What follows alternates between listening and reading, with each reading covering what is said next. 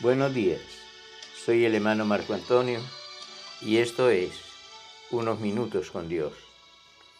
En el Evangelio de Mateo, en el capítulo 10, el versículo 1 dice la bendita palabra del Señor.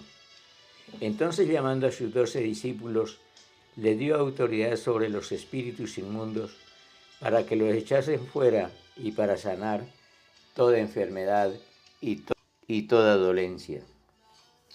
Los nombres de los 12 apóstoles son estos: primero Simón, llamado Pedro, y Andrés su hermano, Jacobo hijo de Zebedeo y Juan su hermano, Felipe, Bartolomé, Tomás, Mateo, Lebeo por sobrenombre Tadeo, Simón el cananista y Judas Iscariote, el que también le entregó. Judas disfrutó de la presencia del Señor Jesucristo como todos los demás apóstoles y con un privilegio extraordinario. Era el tesorero del grupo. O sea, eso quiere decir que a ellos les daban sus ofrenditas, les daban sus monedas, porque no habían billetes. Entonces, pero más sin embargo, lo que Judas hacía, él no entregaba cuentas, sino que él simplemente se robaba la plata, él la gastaba. ¿Quién sabe en qué cosas la gastaría o la guardaría? No, la Biblia no nos da una explicación acerca de eso, pero sí nos muestra que él sustraía de lo que ellos recibían. Él vio milagros extraordinarios.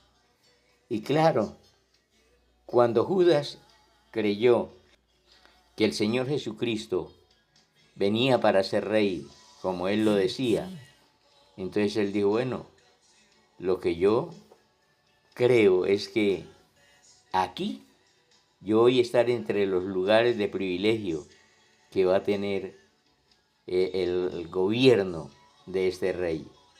Y él puso su mirada en eso. Pero cada vez que Jesús rechazaba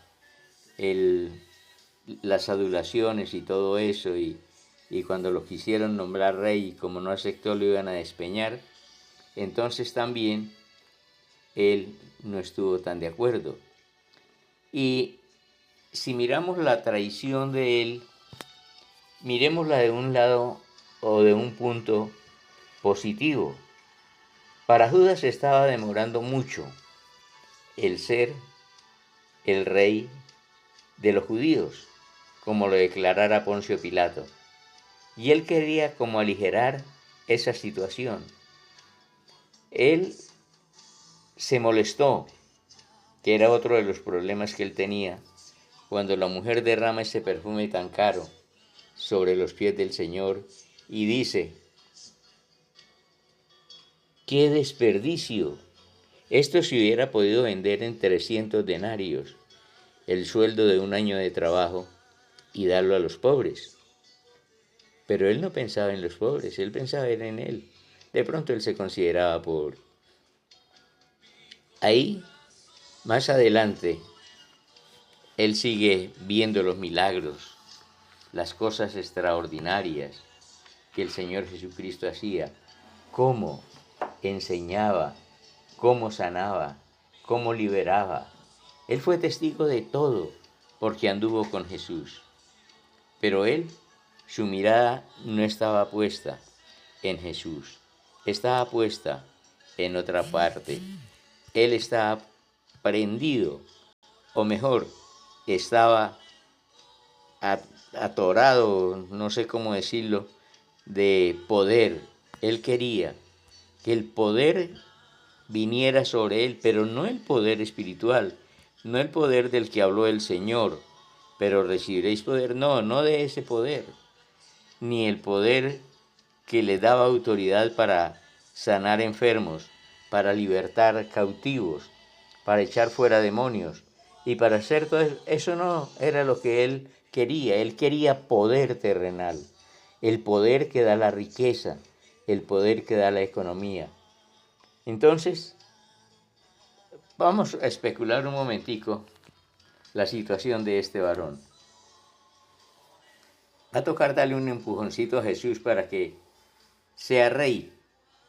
Entonces, uno de los 12, que se llamaba Judas Iscariote, fue a los principales sacerdotes y les dijo: ¿qué me queréis dar y yo os lo entregaré? Y ellos le asignaron 30 piezas de plata, y desde entonces buscaba oportunidad para entregarle. Pero recordemos que también cuando estaban en la cena, el Señor le lavó los pies. El Señor estuvo ahí y el Señor ya sabía quién era el que le iba a entregar.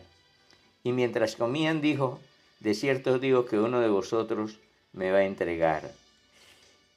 Entonces, respondiendo Judas, el que le iba a entregar, dijo: ¿soy yo, maestro? Le dijo: tú lo has dicho. Y le recomendó, le dio un consejo, tal vez el último consejo que recibiría Judas de parte del Señor: lo que has de hacer, hazlo pronto. Y así es que Judas salió.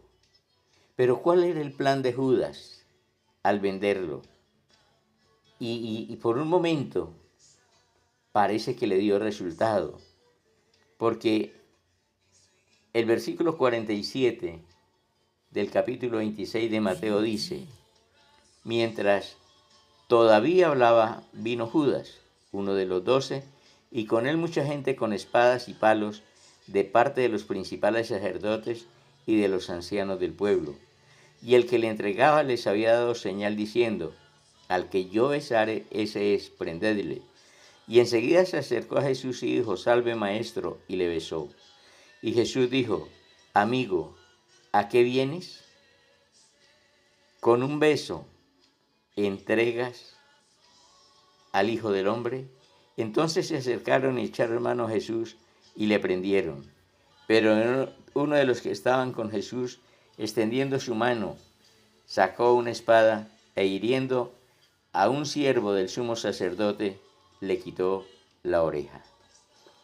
O sea, eso era lo que quería Judas, que el pueblo se levantara para defender al Maestro, para defender a Jesús, para defender a Cristo. Y al levantarse a defenderlo, ¿qué iba a pasar? Iba a haber una revolución y podían coronar a Jesús como rey. Pero a Judas le falló el plan.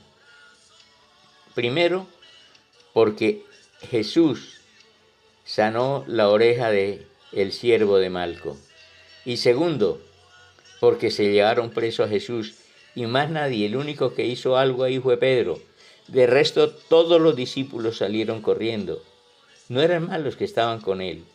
Entonces, el plan de Judas falló. Y, por último, se ahorcó con remordimiento de conciencia, con dolor en su corazón, arrepentido de lo que había hecho, fue y devolvió la plata y vino y se colgó. Se equivocó de árbol, porque si él hubiera ido a la cruz, el Señor Jesús lo hubiese perdonado. Que Dios nos bendiga ricamente y que no seamos como Judas, que solamente buscamos lo material, que nos acercamos a Dios por lo económico, por la salud, por aquellas situaciones en que nosotros estamos pidiéndole a Él: Señor, dame salud, Señor, dame vida, Señor, dame plata, Señor, dame casa, carro, beca, todo esto. Mucha gente está como Judas, igual a él pidiendo cosas materiales. Dios quiere hacer con usted cosas grandes y maravillosas, pero usted debe arrepentirse. Debe venir a Cristo para que lo perdone. No se equivoque de palo, no se equivoque de madero. Venga a la cruz, venga el Cristo de la gloria y recibirá el perdón de sus pecados y la salvación de su alma. Que Dios nos bendiga ricamente.